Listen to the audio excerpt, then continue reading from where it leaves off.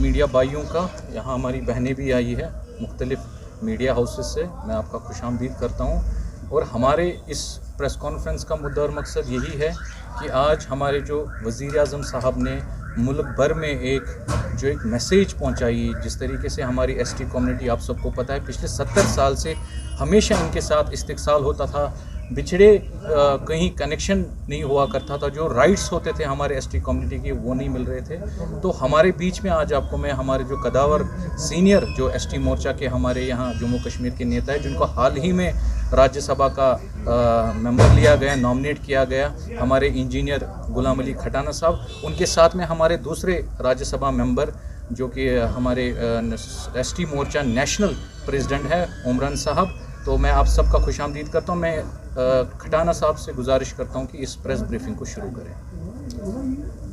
आपका यहाँ खुशामदीद, वेलकम। हम एक यहाँ स्टेट यूटी का एक एग्जीक्यूटिव मीट था कल हमारा, और आज पुलवामा में एक हमारा जलसा था,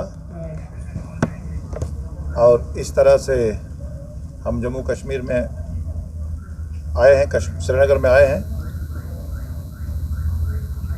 नरेंद्र मोदी जी ने और home minister of India Amit Shah ji ने जो हमें नई जिम्मेदारी दी है,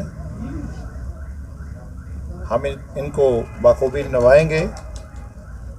इससे पहले भी जो भी जिम्मेदारी हमें मिली है उसको हमने बखूबी निभाया है। वो लास्ट आदमी अंत्योदय, जिसको पिछला जो सरकारें रही हैं, जिन सेक्शंस को पॉलिटिकल एम्पावर नहीं करा गया, नरेंद्र मोदी जी ने 2013 में एक कमिटमेंट करी थी मौलाना आज़ाद स्टेडियम जम्मू में, जहाँ एक सैलाब की तरह गुजर बरादरी और हमारा मुस्लिम बरादरी, जिसको देश में मिनॉरिटी और यहाँ हम मेजॉरिटी में हैं, एक सैलाब की तरह शामिल हुए थे। वहाँ उन्होंने कमिटमेंट करा था कि जिन सेक्शंस को पॉलिटिकल एम्पावर पिछले 70 साल में नहीं करा है उनको हम करेंगे, और एक के बाद एक वो वेलफेयर्स जो है जम्मू कश्मीर में एक्सटेंड कर रहे हैं। जम्मू कश्मीर का हर आदमी की हमारी कोशिश रहेगी, हर कम्युनिटी की आवाज़, क्योंकि वो ख़ास तौर पर नरेंद्र मोदी जी जम्मू कश्मीर के अवाम को एक ताज की तरह देखते हैं, और जम्मू कश्मीर को भी हम ताज समझते हैं।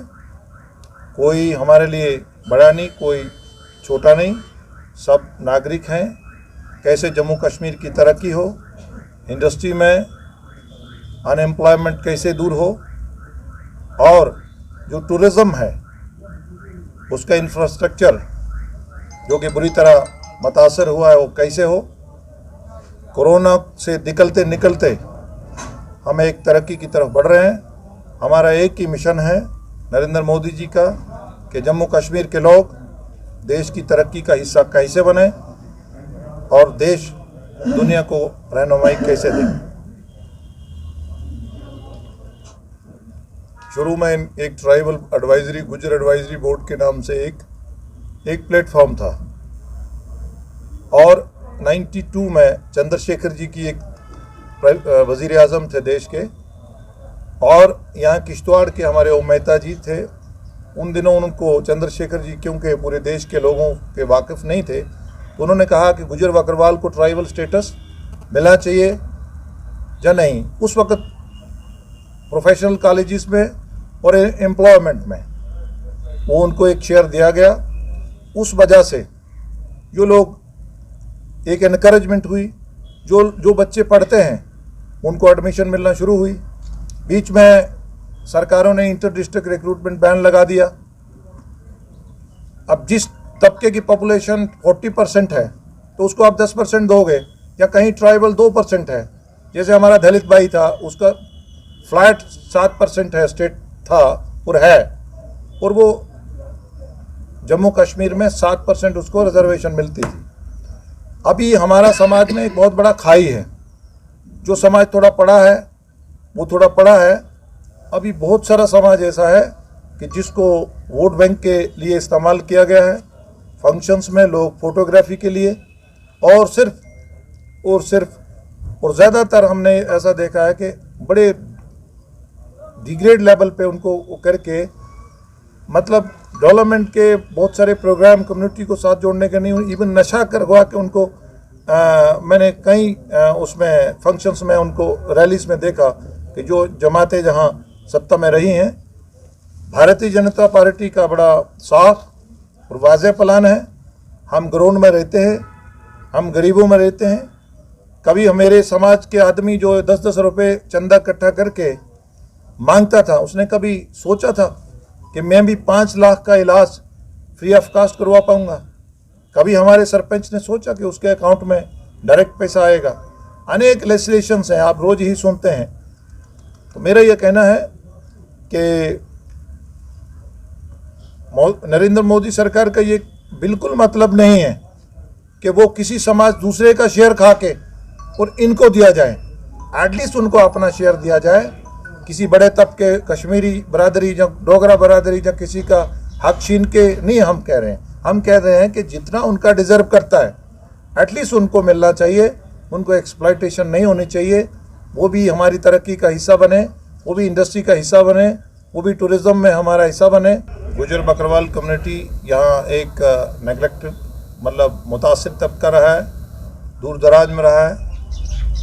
उसको यहाँ तक सियासी रिजर्वेशन की बात थी, वो भी उसको नहीं मिली थी।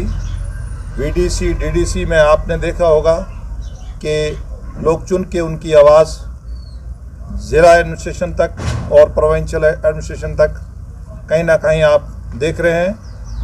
फॉरेस्ट राइट्स एक्ट जो हूँ वो भी यहाँ एक्सटेंड हुआ है, ऑल्दो वो नया है, लोग भी नए हैं, और बहुत सारी लेजिस्लेशंस हैं। आज अट्रॉसिटीज़ एक्ट, जिसको आप किसी भी समाज को आप नीचा नहीं समझ सकते हैं। हमारा ये मकसद है यहाँ कि जो इवन ओबीसी समाज है, दलित है, पिछड़ा है, या कोई भी बड़े समाज का कश्मीरी तबका, गरीब आदमी जो पीछे रहा है, उसको हमारी कोशिश रहेगी कि आगे लाया जाए और मेन धारा में लाया जाए और तरक्की में वो भी हमारा हिस्सेदार बने। इस तरह हमारा ये प्रोग्राम्स रहेंगे। सर, क्या गवर्नमेंट